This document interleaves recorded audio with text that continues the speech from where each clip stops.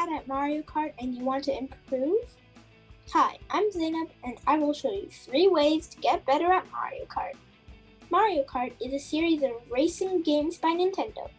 The goal of the game is to finish a race ahead of other racers who are controlled by the computer and other players. Tip number 1. Maintain first place in a kart race. The whole point of the game is to get the highest rankings, and to do so, you have to drive your kart to first place. Tip number 2. Get plenty of coins. Coins can give you a higher score, because if you get enough coins, you can get speed boosts, which get you ahead of the game, literally. Tip number 3. Find every shortcut. Shortcuts help you get in first place, and remember, getting in first place is the objective of the game. I'm Zaynab, and remember to like, subscribe, and I'll see you in the next video!